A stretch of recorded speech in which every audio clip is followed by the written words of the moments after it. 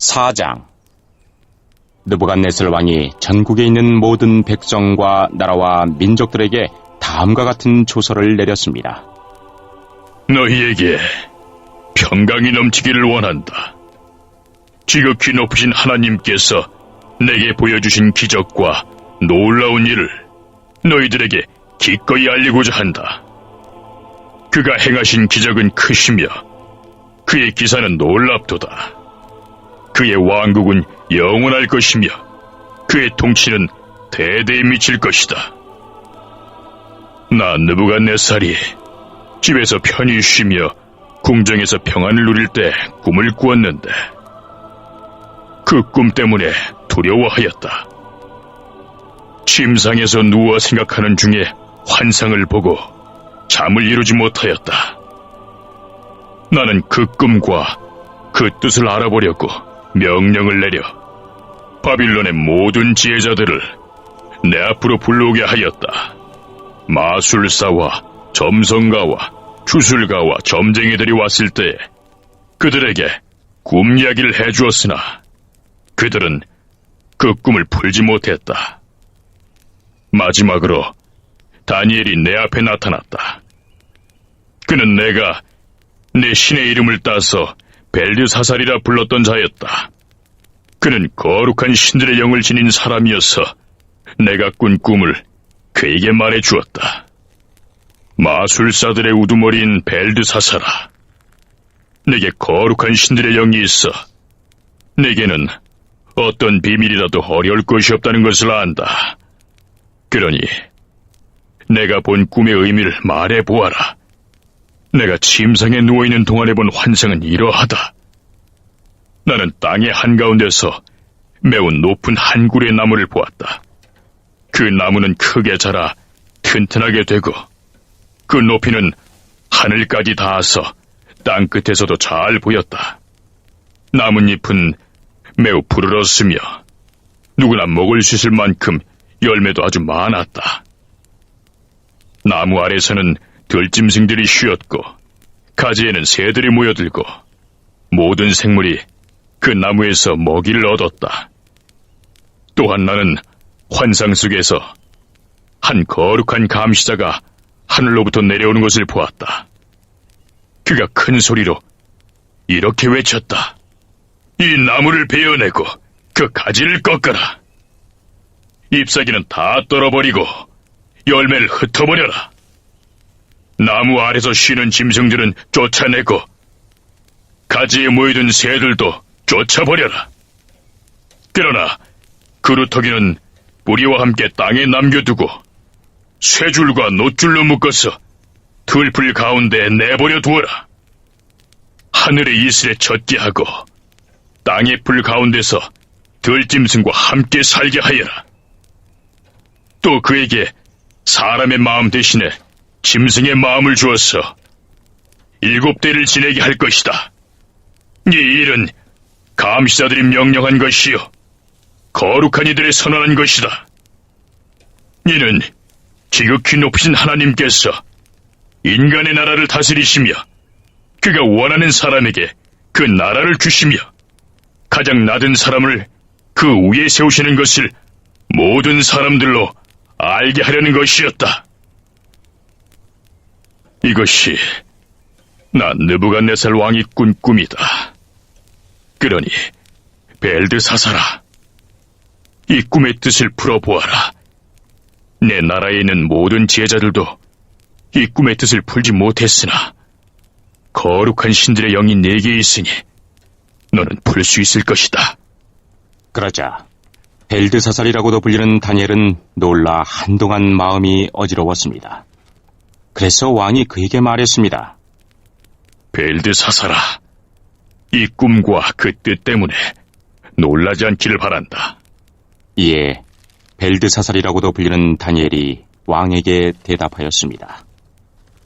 왕이시여, 그 꿈이 왕의 원수에 관한 꿈이며 그 뜻도 왕의 적에 대한 것이었으면 좋겠습니다. 왕이 꿈에서 보셨던 나무는 크고 튼튼하게 자랐으며 그 꼭대기가 하늘까지 닿아서 땅 끝에서도 잘 보였습니다. 그 잎사귀는 아름다웠으며 열매는 누구나 먹을 수 있을 만큼 매우 많았습니다. 들짐승들이 나무 아래에 와서 쉬었고 가지에는 새들이 모여들었습니다. 왕이시여, 그 나무는 바로 왕이십니다. 왕은 크고 강해지셨습니다. 왕의 강대함은 하늘에 닿았고 왕의 통치는 땅 끝까지 미쳤습니다. 왕께서 볼 때 거룩한 감시자가 하늘에서 내려와서 이 나무를 베어 없애버리되 우리의 그루터기는 땅 속에 남겨두고 그것을 쇠줄과 놋줄로 동이고 들풀 가운데 내버려 두어 이슬에 젖게 하고 들짐승과 함께 어울리게 하여 7대를 지내도록 하여라 라고 말했습니다. 왕이시여, 꿈의 뜻은 이러합니다. 이것은 지극히 높으신 하나님께서 장차 일어날 일을 왕에게 미리 보여주신 것입니다. 왕은 사람들에게서 쫓겨나 들짐승들과 함께 살게 될 것입니다. 왕은 소처럼 풀을 뜯게 될 것이며 하늘에서 내리는 이슬에 젖게 될 것입니다. 7대가 지난 뒤에야 왕은 비로소 지극히 높으신 하나님께서 인간의 나라를 다스리신다는 것과 그 나라를 자기 뜻에 맞는 사람에게 주신다는 것을 알게 될 것입니다. 또 나무 뿌리의 그루터기를 땅에 남기라 명한 것은 왕이 하나님께서 다스리신다는 것을 깨달으신 뒤에 왕의 나라가 굳게 선다는 뜻입니다. 그러므로 왕이시여, 저의 충고를 받아들이십시오. 죄악을 버리고 옳은 일을 하십시오. 가난한 백성을 불쌍히 여기시고 악한 길에서 벗어나십시오. 그렇게 하면 혹시 왕의 영화가 계속 이어질 수 있을지 모릅니다. 이 모든 일이 그대로 난 느부갓네살 왕에게 일어났다. 12달이 지난 뒤 내가 바빌론 왕궁의 옥상을 걷고 있을 때였다. 나는 이렇게 말했다. 이 바빌로니아는 위대하지 않은가? 내가 내 힘과 권력으로 세웠지 않은가? 내 영광을 위해 세운 것이 아닌가? 이 말을 마치기도 전에 한 목소리가 하늘에서 들렸다. 느부갓네살 왕아, 내게 말하노니 왕권이 너에게서 떠나갔다.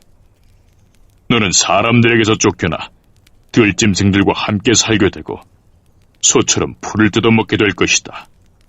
7회가 지난 후에 너는 비로소 지극히 높으신 하나님께서 인간의 나라를 다스리신다는 것과 그 나라를 자기 마음에 드는 사람에게 주신다는 것을 알게 될 것이다. 그 말은 곧장 난 느부갓네살 왕에게 그대로 이루어졌다. 나는 사람들에게서 쫓겨나 소처럼 풀을 뜯어먹었으며 내 몸은 하늘에서 내리는 이슬에 젖었다. 나의 머리털은 독수리의 깃털처럼 자랐고 나의 손톱은 새의 발톱처럼 길게 자랐다. 정해진 기간이 지나자 난 느부갓네살은 하늘을 우러러보고 정신을 되찾을 수 있게 되었다. 나는 지극히 높으신 하나님, 영원히 살계신 분에게 찬양과 영광을 돌렸다. 하나님의 다스리심은 영원하며 그의 나라는 대대로 이어질 것이다. 그는 땅의 백성들을 없는 것 같이 여기시며 하늘의 군대와 땅의 백성들을 뜻대로 다루신다. 어느 누구도 그가 행하시는 일을 막을 수 없으며 어느 누구도 무엇을 행하셨느냐고 물을 수 없다. 내가 정신을 되찾았을 때 나의 명예와 위엄과 나라의 권세가 회복되었고 나의 고문관들과 관리들이 나를 찾아왔으며 왕위가 회복되자 전보다 더 위세가 커졌다. 이제 나 느부갓네살은 하늘의 왕께 찬양하며 영광을 돌린다. 그의 일은 모두 참되며 그의 행하심은 의로우시다. 그는 교만한 사람을 낮추신다. 5장. 벨사살 왕이 귀한 손님 1000명을 불러서 큰 잔치를 베풀어 그들과 함께 술을 마셨습니다. 벨사살은 술을 마시다가 명령을 내려 그의 아버지 느부갓네살이 예루살렘 성전에서 가져온 금잔과 은잔들을 가져오게 했습니다. 이는 왕과 지방 장관들과 왕비들과 후궁들이 그 잔으로 술을 마시도록 하기 위해서였습니다. 예루살렘에 있는 하나님의 성전에서 가져온 금잔들을 내어오자 왕과 그의 귀한 손님들과 왕비들과 후궁들이 그 잔으로 술을 마셨습니다. 그들은 술을 마시면서 금과 은과 노새와 새와 나무와 돌로 만든 신들을 찬양했습니다. 바로 그때 사람의 손가락이 나타나더니 촛대 맞은편 왕궁 석고벽 위에 글자를 쓰기 시작했습니다. 왕은 그 손가락이 글자를 쓰는 것을 보았습니다. 왕은 두려움에 사로잡혀 얼굴이 창백해지고 다리에 힘이 없어져 무릎이 후들후들 떨렸습니다. 왕은 점성가들과 주술사들과 점쟁이들을 불러오게 하였습니다. 왕이 바빌론의 지혜자들에게 말했습니다. 누구든지 이 글을 읽고 그 뜻을 내게 풀어주는 사람에게 자주색 옷을 입혀주고 목에는 금사슬을 걸어주고 이 나라에서 셋째가는 통치자로 삼겠다. 왕의 지혜자들이 모두 왔으나 그 글자를 읽거나 그 뜻을 설명할 수 있는 사람은 아무도 없었습니다. 벨사살 왕이 더욱 두려워하여 얼굴이 더 창백해졌고 손님들도 당황하였습니다. 그때 왕의 어머니가 왕과 귀한 손님들의 떠드는 소리를 듣고 연회장으로 들어와서 이렇게 말했습니다. 왕이시여, 만수무강하십시오. 두려워하지 마시고 얼굴에서 근심을 거두십시오. 왕의 나라에 거룩한 신들의 영을 받은 사람이 있습니다. 그는 왕의 아버지 때에 신들의 지혜와 같은 지혜와 명철을 보여준 사람입니다. 선왕이신 느부갓네살 왕은 그 사람을 마술사, 점성가, 주술가와 점쟁이들의 우두머리로 세우셨습니다. 제가 말하는 사람은 다니엘입니다. 느부갓네살 왕은 그에게 벨드사살이라는 이름을 지어주셨습니다. 그는 매우 총명하며 지식과 통찰력을 가진 사람입니다. 그는 꿈과 비밀을 말할 수 있고 아무리 어려운 문제라도 풀 수 있습니다. 다니엘을 부르십시오. 벽 위의 글자가 무슨 뜻인지 그가 왕에게 설명해 줄 것입니다. 다니엘이 부름을 받아 왕 앞에 나왔습니다. 왕이 그에게 물었습니다. 내 이름이 다니엘이냐? 내가 내 부왕이 유다에서 데려온 포로 가운데 한 사람이냐? 네 안에 신들의 영이 있다는 말을 들었다. 네가 매우 총명하며 지식과 통찰력이 있다는 말도 들었다. 내가 지혜자들과 마술사들을 불러 벽 위에 적힌 이 글자를 읽고 그 뜻을 말해보라고 했으나 아무도 설명하지 못했다. 그런데 너는 해석을 잘하고 어려운 문제도 잘 푼다고 들었다. 그러니 벽 위에 적힌 글을 읽고 설명해 보아라. 네가 그렇게만 할 수 있다면 내가 네게 자주색 옷을 입혀주고 목에는 금사슬을 걸어주고 이 나라의 셋째가는 통치자로 삼아주겠다. 다니엘이 왕에게 대답했습니다. 선물은 왕이 가져가시고 상도 다른 사람에게 주십시오. 하지만 나는 왕을 위해 벽 위에 글을 읽고 그 뜻을 풀어드리겠습니다. 왕이시여, 지극히 높으신 하나님께서 왕의 아버지 느부갓네살을 위대하고 강한 왕으로 만드셨습니다. 하나님께서 그에게 큰 권세를 주셨기 때문에 백성들과 나라들과 각기 다른 말을 쓰는 모든 사람이 느부갓네살 왕을 무서워했습니다. 그는 마음대로 사람을 죽이기도 하고 살리기도 했으며 높이기도 하고 낮추기도 했습니다. 하지만 느부갓네살 왕은 너무 높아지고 교만해졌습니다. 그래서 왕의 보좌에서도 쫓겨나고 누리던 영광도 빼앗겼습니다. 느부갓네살 왕은 사람들에게서 쫓겨나 그 마음이 들짐승처럼 되어 들나귀처럼 살며 소처럼 풀을 먹었고 몸은 이슬로 젖었습니다. 그러다가 비로소 지극히 높으신 하나님께서 인간의 나라를 다스리신다는 것과 하나님의 마음에 드는 사람에게 그 나라를 주신다는 것을 알게 되었습니다.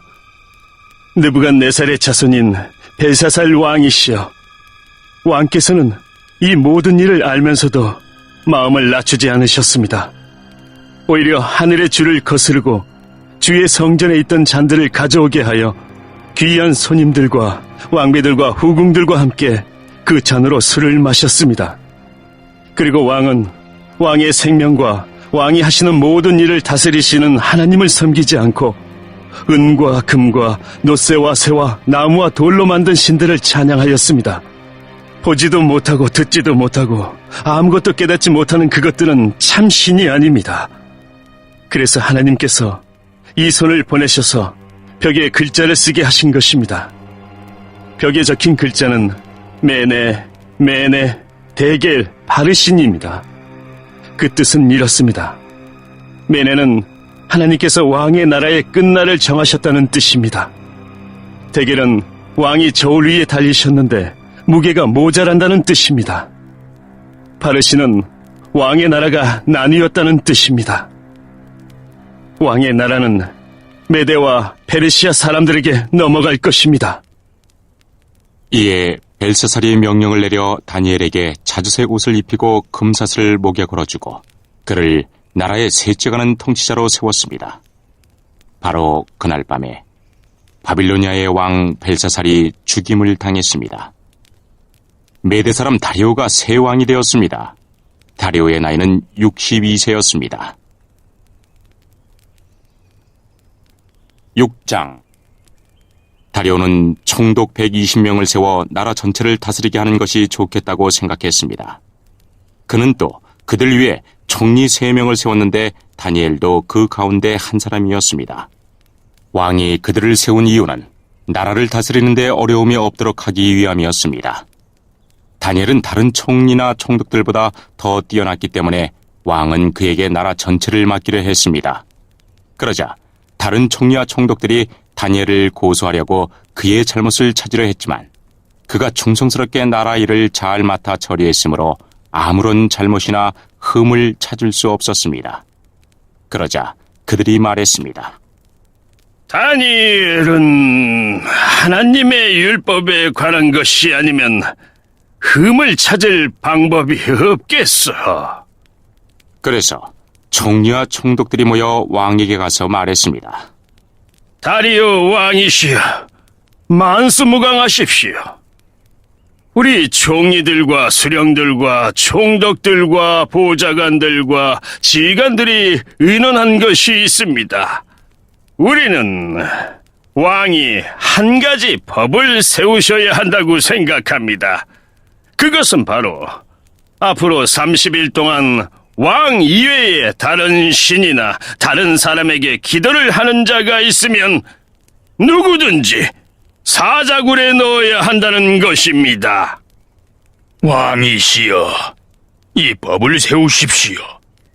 메대와 페르시아의 법은 예로부터 고치지 못하는 것이었으니 이 법에도 도장을 찍어 고치지 못하게 하십시오.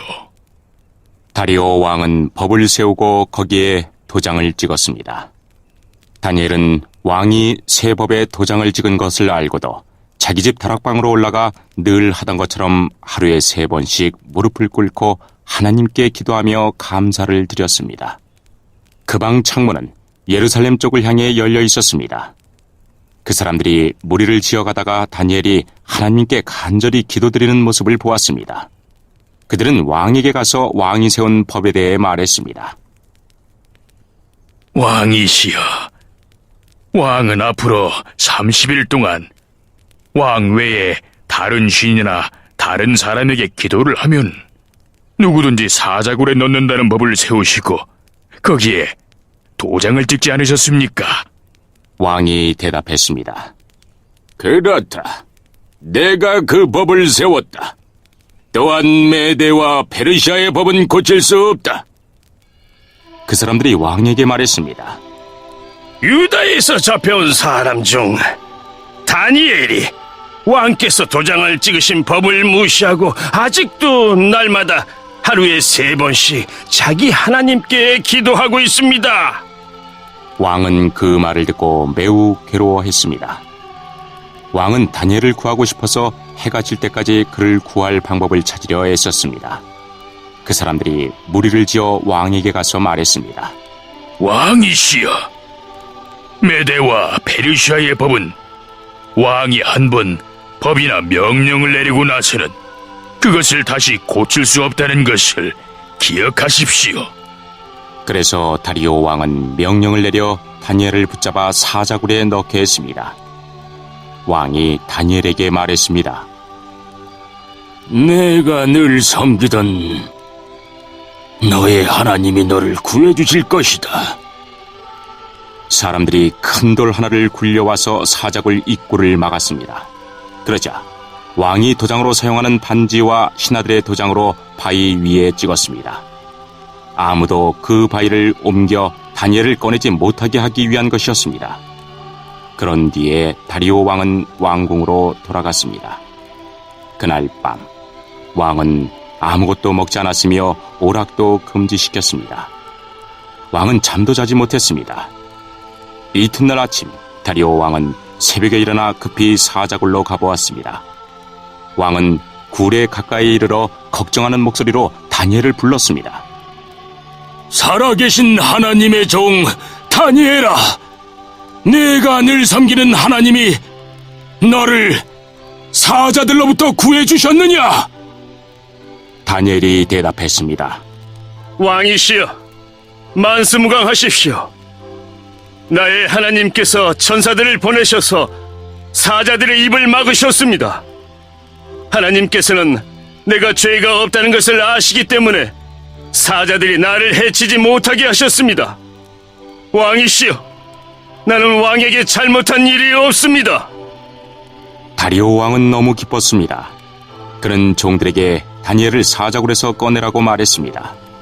왕의 종들이 다니엘을 꺼내보니 다니엘의 몸에는 아무런 상처도 없었습니다. 그것은 다니엘이 자기 하나님을 믿었기 때문입니다. 왕이 명령을 내려 다니엘을 고소한 사람들뿐 아니라 그 아내와 자녀들까지 데려와 사자굴에 넣게 했습니다. 사람들이 그들을 굴에 넣었더니 바닥에 닿기도 전에 사자들이 덮쳐서 그들의 뼈까지 부수어버렸습니다. 왕이 백성들과 나라들과 각기 다른 말을 쓰는 모든 사람들에게 조서를 내렸습니다. 너희에게 평안이 넘치기를 원하노라. 내가 새 법을 세운다.